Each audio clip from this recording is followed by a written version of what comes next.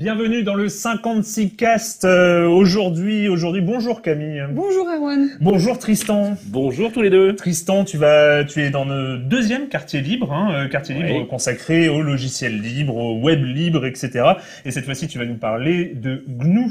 Oui, 30 ans, ça se fête. Donc 30 ans de GNU qu'on va fêter. 30 ans de GNU, ça se fête. Le GNU, c'est avec des cornes, c'est l'animal. Ouais, c'est une sale bête, en fait. Ouais. on parlera aussi de The Silk Road. On a un peu évoqué le Darknet Web, Deep Web la semaine dernière. Enfin, on va parler de Silk Road, c'est là où on peut acheter de la drogue sur Internet. Ouais. Mais on se compte pas chez les pédophiles aussi, non? Non. C'est la zone de non-droit. Voilà. Que fait la police? Que fait la police? Si on a le temps, on parlera de YouTube, de Google+, enfin un truc qui embête tout le monde. Et le potager du web, ce sera sur le manuel de savoir-vivre des internets qu'on appelle la netiquette, qui fait loi depuis 1995 et que personne ne respecte. Et que personne ne connaît. Et que personne ne connaît, c'est peut-être pour ça. Bah aussi, moi. J'essaye un peu. Mais toi, tu t'y connais un peu en Internet. Ouais, depuis le temps, ça finit par rentrer. Et Tristan, je vais t'apprendre un truc, c'est que quand tu respectes la netiquette, je sais, c'est la même chose pour moi, c'est qu'on est vieux. Oui, c'est sûr, ouais. C'est ça. Oui. C'est ça. Voilà, il me déprime déjà. 156 casse me déprime déjà. De quoi on va pas parler? On va pas parler de Samsung parce que non, c'est plutôt d'Apple. En fait, Samsung a été condamné dans la guerre des brevets qu'il oppose à Apple à payer 1,05 milliard de dollars. Puis l'amende a été ramenée à 411 millions de dollars et Apple est pas content parce que c'est la moitié. Donc Apple relance le procès. On va avoir plus d'argent en fait. Oh là là, c'est horrible. On va pas parler non plus du marché de la musique. Pour une fois, on ne va pas en parler parce que ça monte. Le marché de la musique monte en numérique, le marché de la musique monte en physique. C'est-à-dire qu'en 2013, il s'est vendu plus de CD qu'en 2012. C'est énorme. C'est la crise. Tu te rappelles de ce que c'est le CD? Moi, je sais plus trop. C'est des trucs qu'on accroche aux épouvantails dans les champs pour faire peur aux oiseaux. C'est ça, c'est celle-là. Donc quand même, plus 7,2%. C'est quand même un beau chiffre, surtout en 2013, surtout qu'on n'est pas forcément au mieux de l'économie mondiale. Il n'empêche, donc ça, c'est le rapport du SNEP, des éditeurs de phonographiques. Mais ils en profitent encore pour pleurnicher. Il y a encore 4,4 millions d'utilisateurs de peer-to-peer. Oui, toi, utilisateur de peer-to-peer, tu es méchant. Voilà, mais ça, on va pas en parler. On va pas parler non plus de Jolla qui annonce la sortie prochaine du premier smartphone sous Sailfish OS, une plateforme basée sur Migo. Si vous n'avez rien compris, c'est normal. Ouais. En fait, ça veut dire que des anciens employés de Nokia vont faire des nouveaux systèmes d'exploitation mobile avec des anciens logiciels de Nokia, basés sur Linux d'ailleurs. Formidable. Il va y avoir d'autres Nokia, quoi. Non. Nokia, c'est pas mort. Vine est disponible sur Windows Phone. Super. La société Backblaze a fait une étude. Ils ont plein de... Je sais pas ce qu'ils font dans la vie, mais ils ont plein de disques durs. Ils ont 25 000 disques durs et en fait, ils enregistrent à chaque fois qu'ils ont des pannes de disques durs. Et ce qui fait qu'ils ont pu faire une sorte d'étude sur la fiabilité des disques durs. Et au bout de 4 ans, 20% des disques ont connu une panne majeure qui a nécessité leur remplacement. C'est intéressant. En 2019, il y aura, c'est une certitude, 5,6 milliards d'abonnés à l'Internet mobile. Oui. Ce qui correspond à 90% de la population mondiale. C'est la source, c'est Ericsson quand même. Bon, voilà, c'est une étude qui le dit, mais j'aime bien quand même parce qu'en fait, il parle au futur. C'est pas au conditionnel, c'est pas au machin. Enfin, il y aura.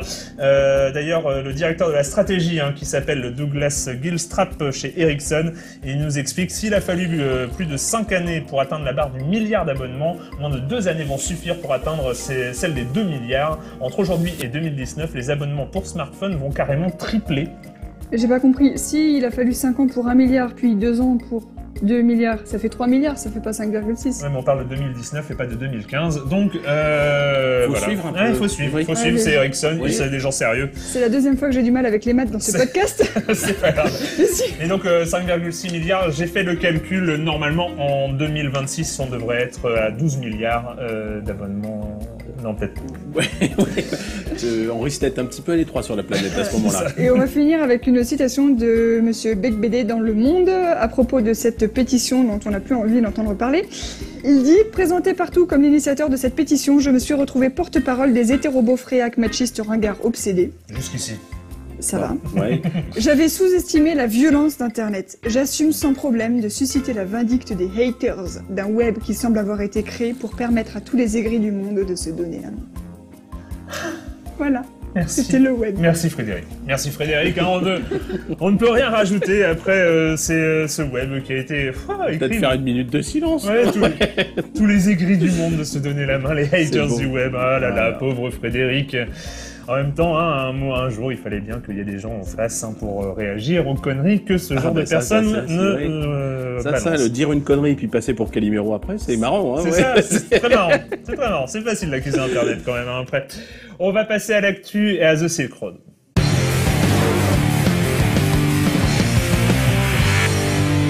Vous voulez acheter de la drogue, vous voulez acheter des armes, vous voulez acheter des fausses cartes bancaires, il y a une adresse sur les internets. Faux. Faux. Ah merde. J'ai raté mon... Non, alors, sur The Silk Road, qui est un site super dangereux sur le Darknet, c'est-à-dire qu'on ne peut pas y accéder de façon normale comme on se rend sur Facebook, il faut un petit peu utiliser un navigateur spécialement configuré pour ça, et passer par le réseau Tor qui brouille les pistes des connexions pour pas qu'on nous retrouve parce que on va y acheter des choses pas légales. Et donc, si on utilise par exemple le Tor Browser, qui est ce genre de Firefox spécialement configuré pour utiliser Tor, on arrive sur The Silk Road et on ne peut pas acheter de carte bancaire parce que la philosophie de ce site, c'est on vend tout sauf ce qui peut faire du mal. Donc sont interdits les armes, les cartes bancaires frauduleuses et la drogue. Les armes. Non, la drogue, ça fait pas du mal parce que non, rien à voir. C'est une source de récréation pour adultes consentants et donc qui finissent dans un sale état. Et l'état pas toujours, c'est vrai, mais et la philosophie derrière The Silk Road, c'est qu'on peut tout vendre et tout acheter à partir du moment où il y a un vendeur qui veut vendre et un acheteur qui veut acheter, pourvu que ça fasse pas trop de mal. Et donc, et la pédopornographie aussi, c'est interdit. Mais par contre, la drogue, c'est bon, les faux papiers, c'est bon, donc on peut s'acheter des passeports. Nous avons donc le réalisateur de cette émission, Sylvain, qui est en train de... Non, Sylvain, c'est Jonathan, qui est en train de s'étrangler. C'est pas grave. On peut acheter des passeports lituaniens à 1 300 €. Ça la vache, pour un Lituanien, ça doit être pour un Américain ou un Français. J'ai toujours aimé des Lituaniens. C'est ça. Il y a que des Lituaniens. On peut acheter des manuels pour apprendre à prendre confiance en soi ou à être performant au lit. On peut. Ça c'est déjà le cas sur Amazon, hein. Ouais. Et on peut acheter... Après tout, j'ai jamais cherché passeport lituanien sur Amazon. Non, c'est vrai, aussi. Peut-être. Et on peut acheter 2-3 matériels à fabriquer sa propre drogue, mais surtout on peut acheter absolument toutes les drogues. En fait, c'est un petit peu comme sur Amazon. Il y a des rubriques. Il y a la rubrique amphétamine, il y a la rubrique opium, il y a la rubrique cannabis.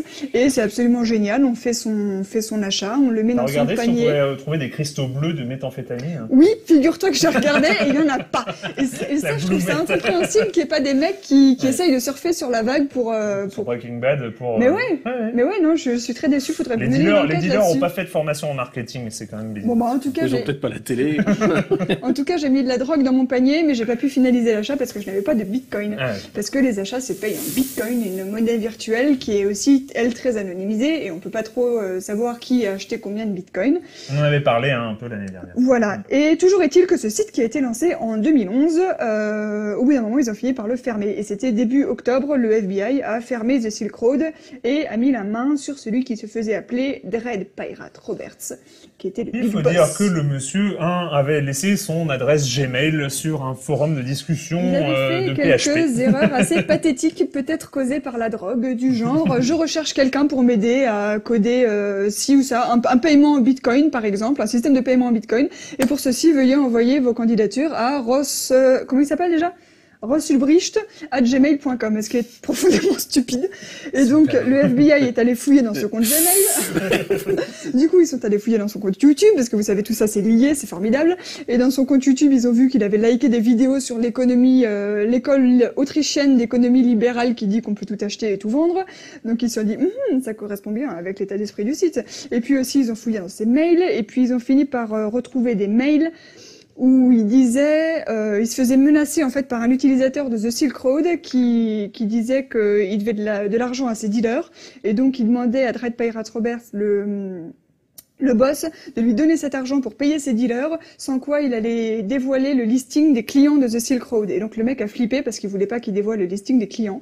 Et il est quand même allé chercher un tueur à gages parmi les clients de son site. C'est là où ça commence, enfin l'histoire est complètement ce type. incroyable. Donc c'était pas juste le petit hacker qui voulait faire un site d'économie libérale sur le darknet, quoi. Il a quand même commandité un assassinat, et après le FBI s'est fait passer pour un mec qui voulait encore dévoiler des informations, et du coup il a commandité un deuxième assassinat, et le FBI a fait des fausses photos où le mec qui était censé être tué, ils l'ont mis en scène et tout, ils ont trafiqué les photos, ils lui ont envoyé en disant c'est bien ça que tu voulais, et puis on a des échanges de mails dans la plainte, les trucs qui vont être présentés au procès, où il dit oh là là, je suis un peu perturbé par ces photos, c'est la première fois pour moi, c'est quand même choquant, mais j'ai pris la bonne décision, après tout l'anonymat est sacro-saint sur The Silk Road, il ne fallait pas que ça se passe comme ça, je ne regrette pas. Et donc ce type a été arrêté, ils sont allés le choper dans une bibliothèque, ils ont attendu qu'il rentre ses petits codes sur son ordinateur portable, et donc comme ça, une fois qu'ils avaient bien la preuve qu'il était rentré sur l'administration de son site, ils s'y sont mis à 8 pour le choper. Et le 6 novembre, soit un mois après la fermeture de The Silk Road, qu'est-ce qui se passe? The Silk Road est en ligne. Ah. Merveilleux. Donc il avait... C'est sur le même serveur que de Pirate Bay, non? Il avait dû laisser les clés du site à quelqu'un parce que ça a rouvert juste comme avant. À la même adresse Non, l'adresse a changé, mais elle n'est pas très difficile à trouver. Ouais. Et puis, et c'est exactement pareil qu'avant. Ils ont repris le même graphisme, les mêmes catégories, c'est reparti, quoi. Donc la route de la soie du Darknet est revenue, et on peut retrouver encore une fois de la contrefaçon, de la drogue, toutes les drogues du monde et ce genre de choses. Et on n'en sait pas plus. Le FBI est un peu sur les dents et les nerfs.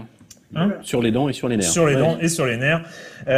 Histoire quand même assez incroyable, ce truc. Après, on est encore sur ce grand fantasme, en tout cas sur les médias, le grand fantasme du Darknet ou du Deep Web, qui, je pense qu'il se serait appelé le Poney Net ou le Poney Web. Je pense que personne ne fera attention. Et là, le Darknet, c'est un peu ça. Tu fais bien la voix. Le Darknet. C'est ça. Alors qu'en fait, il s'agit finalement, si on résume, le Darknet, c'est des extranets dont l'adresse est inconnue et référencée sur un wiki un peu spécifique. Mais c'est des petits extranets, finalement, c'est comme à l'époque, c'est presque des BBS. À l'époque des BBS, où chacun avait son BBS, son serveur. Et sauf que pour y accéder à ces BBS, il faut avoir Tor. Et là, on est sur le Darknet. C'est à peu près ça. Sauf qu'avec ces noms-là, et la drogue, tout de suite, c'est... Alors que quand on a raison, on peut pas y aller. Parce qu'on a tort. Ok. Tu sais qu'on peut pas couper ça au montage. Tu le sais. Tu peux passer la virgule what the fuck. Moi, ma démission pour mauvais jeu de mots, je peux la remettre quand? La virgule what the fuck, c'est tout de suite.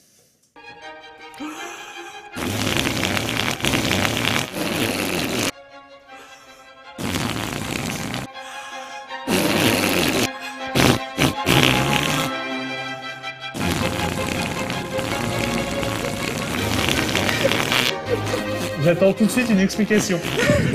J'attends une explication.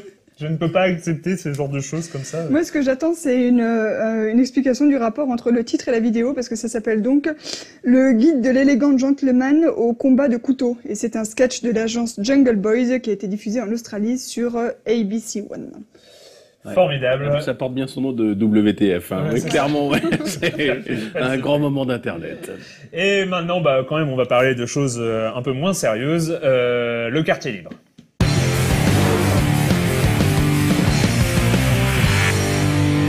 Donc, quartier libre avec Tristan Nito de Mozilla Europe. Rebonjour. C'était il y a 30 ans, c'était le 27 septembre 1983. Oui, c'était le lancement du projet GNU par un certain Richard M. Stallman. Et il y a plein de choses intéressantes qui se sont passées depuis. Ça a été un moment décisif. On va peut-être regarder 2 petites vidéos et puis après on en reparle. 2 petites vidéos de bon anniversaire GNU. Happy birthday to GNU. Happy birthday to GNU. Happy birthday to GNU. Happy birthday to GNU. Comme quoi, tous les militants du logiciel libre ne chantent pas faux. C'est un mythe. Il y en a quelques-uns qui... On a cherché longtemps. Il y en a un qui a à peu près réussi à chanter juste. Et la deuxième vidéo qui est quand même hyper classe, c'est Stephen Fry. Computers, I've loved them since I've been able to afford to have my own, right back in the beginning of the modern home computer era, the 1980s. And I've owned a large number of different kinds of computer, and I've expressed publicly loyalty to this kind or that kind. But recently my mind has turned, as many people's have, to this whole business of free software. And there's a lot of confusion about what this means. And I'd like to help clear it up, because this happens to be a year of celebration, and I want to help us all celebrate it and look forward to the future of free software. The future of free software, le futur du logiciel libre. Mais parlons un peu de son passé, parlons un peu de sa genèse. Donc à l'origine, il y avait Richard Stallman. Voilà, Stallman, comme tu veux. Tout à l'heure, il parle très bien français, oui, Richard Stallman. Donc, il est né en 53, il a 60 ans cette année. En 71, il était étudiant à Harvard. Ensuite, il est passé au MIT. Et au MIT, là, il a découvert la hacker culture. C'est l'éthique hacker, c'est-à-dire la créativité, le partage de la connaissance, l'excellence, vraiment la volonté de chercher. C'est Stallman, avant d'être informaticien, il était étudiant en maths et en physique à un excellent niveau, et c'est un excellent développeur. Aujourd'hui, il développe un peu moins, mais toute sa carrière est jalonnée par des développements qui sont très importants, en particulier le compilateur GNU, le debugger et Emacs, qui est un éditeur de texte très utilisé aujourd'hui. C'est lui. Ouais, donc en fait, c'est un type très doué, mais c'était pas juste un excellent informaticien, c'est surtout quelqu'un que d'aucuns qualifieraient de psychorigide, c'est-à-dire qu'il est parti d'une idée assez simple, c'est que quand il aime un logiciel, il veut pouvoir le partager. C'est pour lui, c'est essentiel. S'il trouve que c'est bon, eh bien, il doit pouvoir le partager avec ses camarades, en se disant tiens, tu devrais essayer, ça c'est vachement bien, et si tu l'aimes, tu peux le modifier, et puis on va travailler ensemble pour améliorer le logiciel. La légende veut que ce soit une histoire d'imprimante, de driver d'imprimante. Au départ, c'était un scientifique, donc si tu veux, pour lui la connaissance elle est disponible, et on partage le savoir, et au niveau de l'informatique, le savoir en fait c'est du code source qui est compilé en code binaire. Et si on a que le code binaire, on peut l'utiliser, mais on peut pas comprendre comment il fonctionne. Et un jour, à son bureau, au MIT, ils ont eu une nouvelle imprimante, et l'imprimante, elle fonctionnait mal, elle faisait des bourrages à répétition. Et donc, il dit, bah ouais, il y a un problème de logiciel, il faut modifier le pilote, le driver de l'imprimante. Et on lui a dit, bah non, mais le driver, on vous donne juste un binaire, et vous pouvez pas le modifier, puisque c'est un binaire. Il dit, bah donnez-moi le code source, je vais l'analyser, et je vais l'améliorer pour que notre imprimante, elle arrête de bourrer du papier. Alors, il dit, ah bah non, c'est pas possible. C'est pas possible. Et là, il dit, mais moi, c'est complètement con. Moi, je veux, ces imprimantes, on l'a payé, on veut l'améliorer pour que tous les gens bénéficient d'un meilleur driver et d'une imprimante qui bourre plus, et vous m'interdisez, ou alors vous exigez un contrat de confidentialité pour m'interdire de redistribuer le logiciel. Ça n'est pas possible. Donc, ça a été en fait un moment clé dans son histoire d'informaticien, et le type borné, mais dans le meilleur sens du terme, obstiné, dit c'est juste pas possible. Et il dit ce logiciel propriétaire, donc par opposition à librement disponible, privateur, dit exactement. Maintenant, il dit privateur puisqu'il parle français, donc qui nous prive de nos libertés. C'est juste inadmissible. Je veux arrêter d'utiliser ces logiciels qui ne me permettent pas d'être partagés avec mes camarades. Alors d'aucuns se seraient dit putain c'est frustrant, on s'arrête là. Non, lui il fait bon. Eh bien puisque c'est comme ça, moi j'utilise Unix qui n'est pas libre. Je vais donc faire un clone d'Unix, donc un système d'exploitation tout entier. Venez m'aider. Et la seule condition, c'est que quand on fait des modifications sur ce système, eh bien, les modifications sont librement redistribuables. Et alors c'est fou, c'est-à-dire qu'en fait, si tu veux, Unix était fait par plusieurs sociétés, dont les laboratoires Bell, etc. Enfin des armées d'informaticiens. Le type fait, je remonte mes manches, ça va chier, je vais m'en faire un tout seul. Voilà. Mais venez m'aider quand même. Et il monte le projet GNU, donc en septembre 83.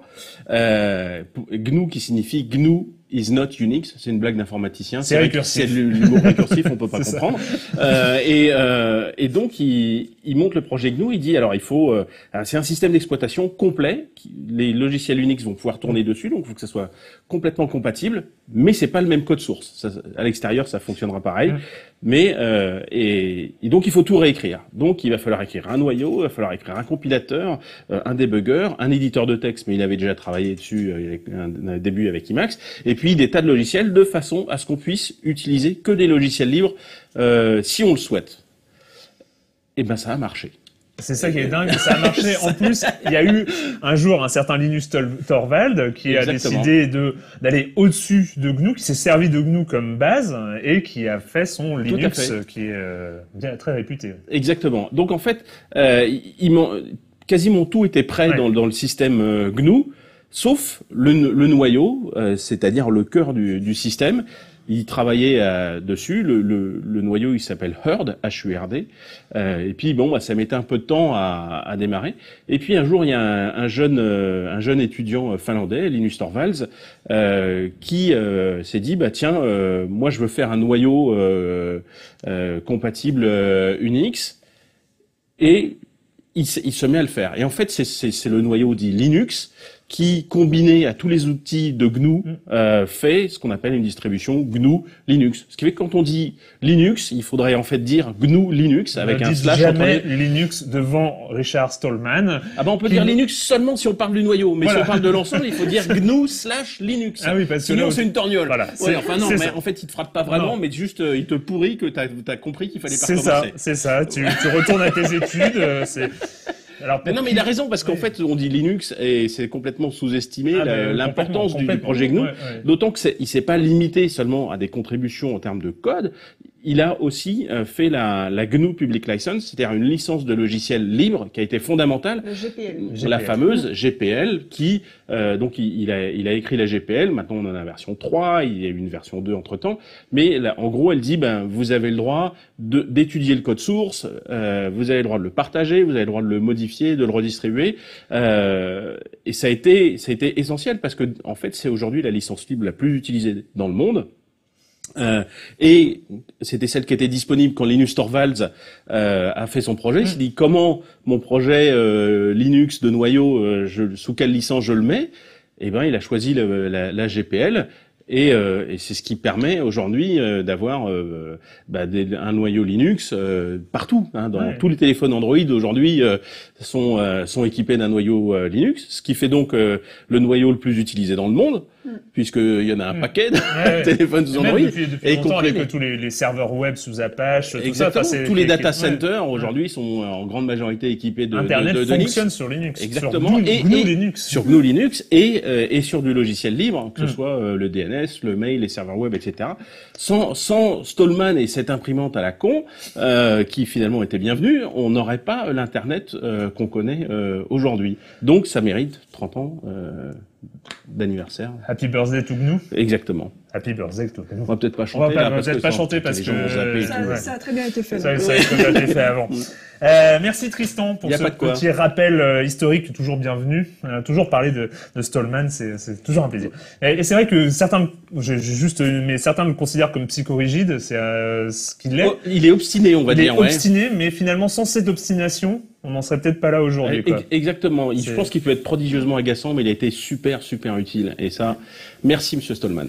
On va rester dans le passé, parce que là c'est pas tout neuf. On passe au potager du web et à la netiquette.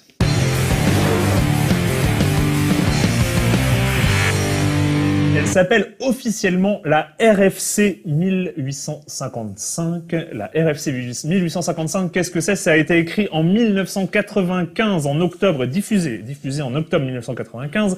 C'est l'œuvre d'une certaine Sally Ambridge, qui bossait en tout cas à Intel, et qui faisait partie de l'Internet Engineering Task Force. Tout ça pour dire que c'est un document quand même officiel de l'Internet. L'Internet Engineering Task Force, c'est un groupe de travail de l'Internet Society, ISOC, comme on appelle, qui élabore tous les standards. Tu connais bien les standards du web. Et donc en octobre 95, cette chère Sally, qui se disait Internet, c'est très très bien, mais franchement, les gens ne savent pas comment se comporter. Franchement, c'est vraiment un monde de sagouins. Donc, je vais écrire un peu le manuel du savoir-vivre. Finalement, c'est toute une règle, des règles implicites que la plupart des utilisateurs connaissaient ou utilisaient, mais voilà, on va le mettre noir sur blanc. Et ça s'appelle la netiquette. La netiquette, vous n'en avez peut-être pas entendu parler, parce que ça fait quand même quelques temps que plus personne n'en parle. Hein. Et on devrait. On devrait. Parce que c'est important et en plus c'est un joli mot. En plus c'est un joli mot. C'est vrai. Bah, c'est des règles de savoir-vivre en ligne, tout simplement. Hein. C'est les règles de savoir-vivre en libre. Alors c'est un gros document. Hein. Imprimé, il fait quand même une vingtaine de pages. Il est très daté 1995. C'est encore, on parle de poids des pièces jointes, par exemple au mail. C'est vrai qu'aujourd'hui, tu aurais dit à Sally, par exemple, tu aurais dit, on peut envoyer des photos de 4 mégas dans un mail. Elle serait tombée dans les pommes. C'était pas possible. Parce que dans la netiquette, il fallait faire attention au poids des pièces jointes, au nombre de destinataires. Il fallait pas que les mails soient trop lourds pour ne pas encombrer la bande passante et ce genre de choses. Mais les règles de base, finalement, la règle de base, c'est on ne fait pas sur Internet ce qu'on ne ferait pas dans une conversation réelle face à la personne avec qui on communique. Finalement, c'est un peu une règle de bon sens. Donc, les règles qui sont établies, c'est pas de messages haineux, même si on est provoqué, c'est-à-dire qu'on ne répond pas à la provocation par la haine et par le truc. Il y a même un conseil qui est fait. Si vous voulez répondre d'une manière émotionnelle à un message, allez dormir et vous répondez demain matin. Ça, c'est la règle. Pas de majuscules. Le caps lock, non, c'est mal. Non, c'est mal parce que on crie. Là, je viens de péter les oreilles de Marc, notre technicien son. Voilà, quand on écrit en majuscule, ça veut dire qu'on crie. Donc, on écrit en minuscule. Il y a même des conseils. Si on veut appuyer quelque chose dans une phrase, on peut entourer un mot d'étoile ou de underscore. Enfin, voilà, il y a Je le fais encore, ça, moi. C'est vrai, bah oui, mais... Ouais, vieux con, t'es marqué, là. C'est ça. Moi aussi. C'est pas grave.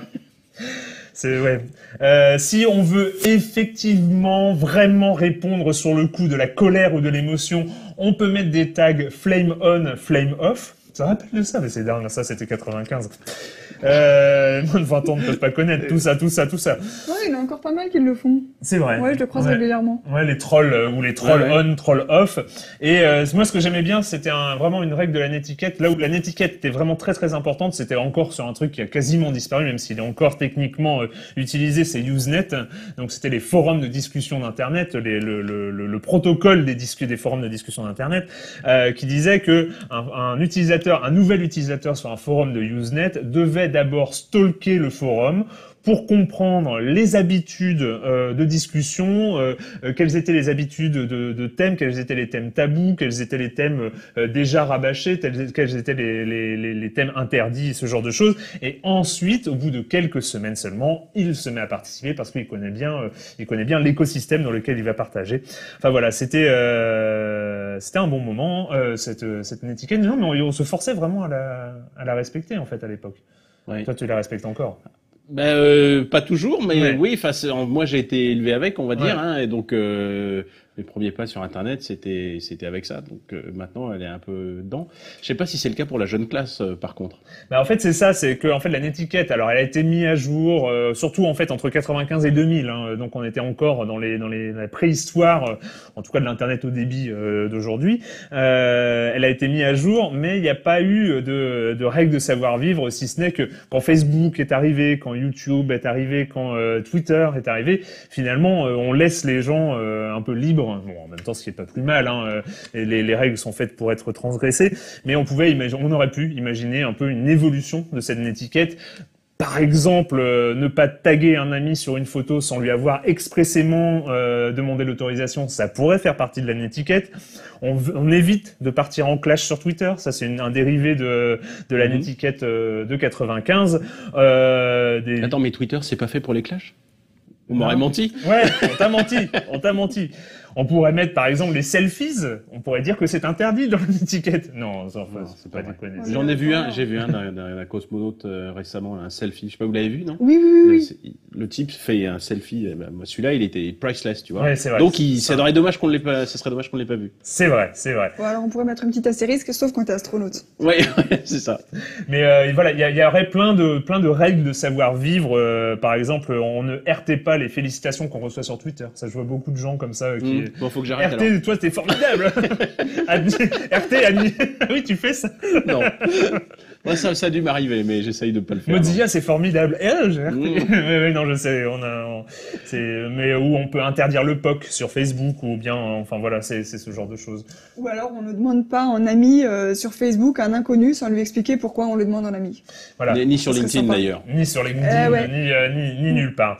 Voilà, enfin c'est ce genre de règles de savoir-vivre. Enfin voilà, c'était la netiquette. Ça m'a fait plaisir de replonger dans cette netiquette quand même. C'est toujours. On mettra le lien du document original sur. Il y a 18 ans déjà. T'imagines, 18 ans. Oh la vache. Ouais, je répète, hein, mais on est vieux. Hashtag coup de vieux. Hashtag coup de vieux. Si on avait le temps, on aurait parlé de l'obligation d'avoir un compte Google pour commenter sur YouTube. Un compte Google+, Ah oui. Parce que le problème de Google+, c'est qu'il n'y a personne sur Google+, et donc ils essayent par tous les moyens de l'imposer. Et leur dernière idée débile en date, j'ai dit débile, c'est que pour laisser un commentaire sous YouTube, il faut désormais avoir une page Google+, avec son nom, son prénom et tout. Et après, comme ça, ils disent « Oh, on a des milliards d'utilisateurs actifs sur Google+, parce qu'il y a des milliards de gens qui commentent YouTube. » Et il y a plein de gens qui sont pas contents, mais Google a dit qu'il s'en fout, qu'il ne reviendra pas en arrière. Ouais, mais je suis désolé. Ils ont dit on est désolé si vous êtes fâchés, mais on s'en fout. Voilà, c'est la preuve que celui Google, qui contrôle le logiciel contrôle le monde. Si t'as pas le choix, si tu fais comme le mec qui a inventé le logiciel te le dit. Et Google décide que c'est comme ça, tu fermes ta gueule ou t'arrêtes de jouer. Voilà. Mais dans 6 mois, quand Google donnera les statistiques d'utilisation de Google+, donc ne les croyez pas. Ne les croyez pas. Et Google, finalement, c'était une imprimante. Pardon. On va finir comme chaque semaine avec des poils.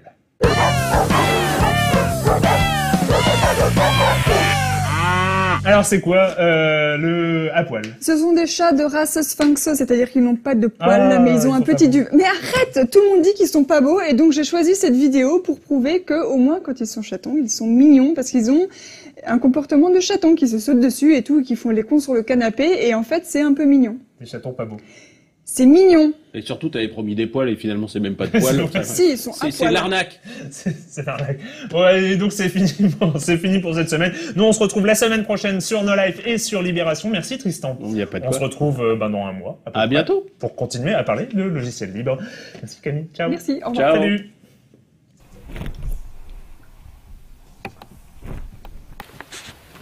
Oh.